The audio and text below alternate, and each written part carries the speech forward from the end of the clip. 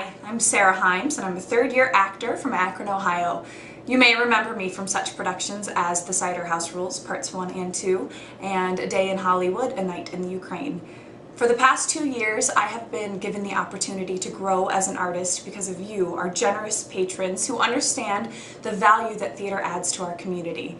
As we enter into our 49th season, I would like to extend my most sincere gratitude to you, our patrons, who support us here with your presence, your donation dollars, and your word of mouth that let others know that great, affordable theater is here, alive and well, living in Midtown. On behalf of the entire Hillberry Theater Company, thank you for being such an integral part of our family. I hope you enjoy this performance of Much Ado About Nothing.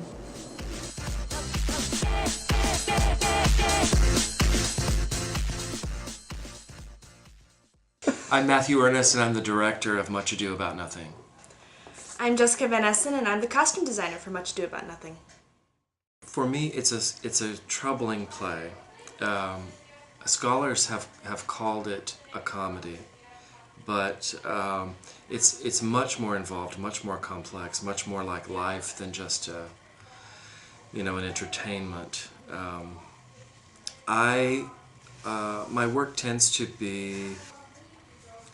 happen in an empty space. I think that the time in the theater is always now, even if it's in Rococo dress.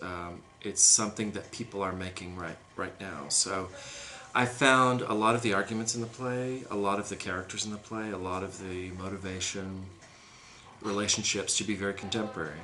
I didn't want to do any period costumes. I wanted to see people in clothes going through things that people in the audience go through as well. In that sense, we decided to use primarily contemporary clothing with some anachronistic elements, I guess sort of underscoring the timelessness of the subject matter. Timeless pieces are challenging primarily because regardless of what era you are in, there are no new styles. It's always a modification of something that has been done before, which kind of helps the timelessness idea. The costumes that we have in this particular show actually span about 110 years. If you're looking at individual pieces. If you're looking at the thing as a whole, it kind of looks like the 20th century. But with that span of 100 and so years, it creates kind of little flickers of what we see in other eras. And fortunately, fashion does recycle so quickly. You can use stuff from all over the place and it still looks like it belongs all together. Something we eventually got to with a lot of the day wear and that kind of thing was working with a very muted, pared down, kind of earthy, tan, beige, that kind of thing. So a lot of what we see is more an exploration of the texture of the life instead of being, oh, that's the girl in the red shirt, that's the girl in the blue shirt, letting the costumes take a backseat to the personalities. Where we really see a lot of the color is in one specific scene, in the party scene, and it just explodes with color up against this, what we've seen so far in the show is this very muted palette. So we really get to see the underlying character and personality of what they are, and then they all go back to, oh, I have to be nice and behave. It's kind of letting the characters be them without being overpowered by their costume.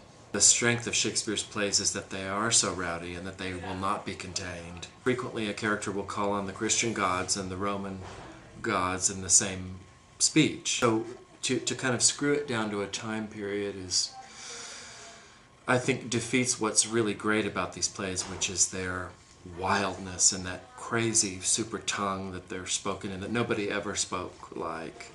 So my concept, I guess, is I wanted to hear the ideas in the play, respond to them, and let them live in a way that our contemporary American audience could hear and understand in a very clear way.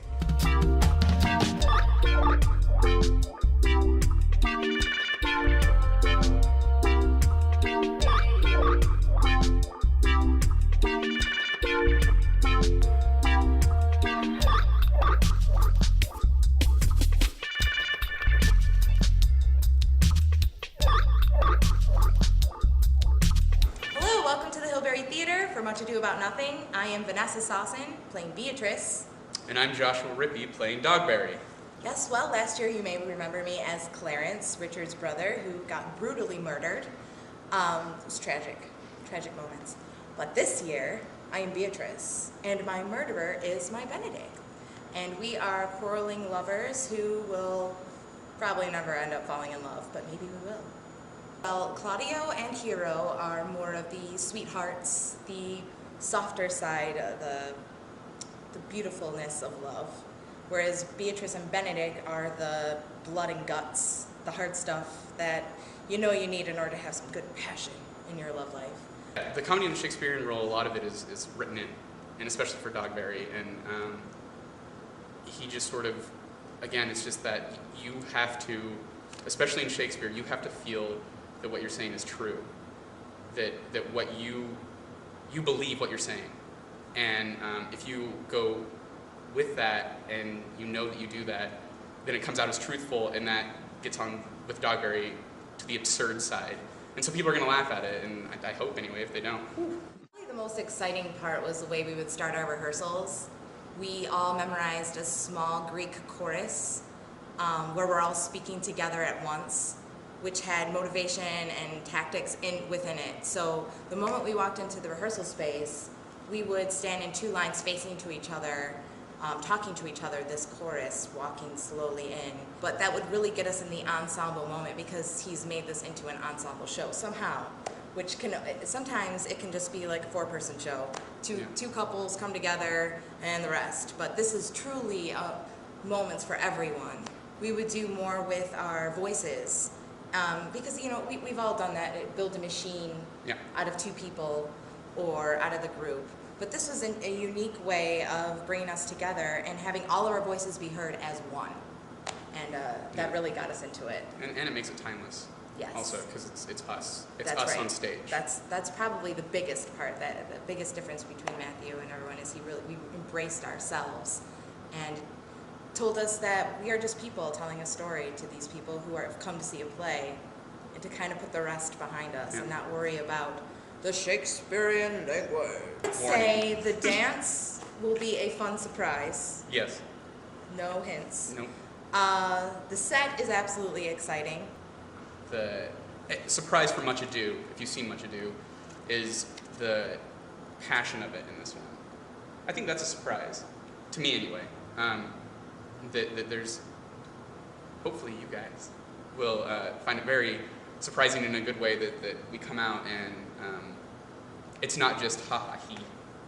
Yeah, there's definitely a lot of different dynamics. It's heartbreaking at moments. Yeah, you will laugh and cry within the 2-hour span. Oh, and by the way, it's 2 hours. Enjoy the show. Hope you enjoy the show. Hope you enjoy the show.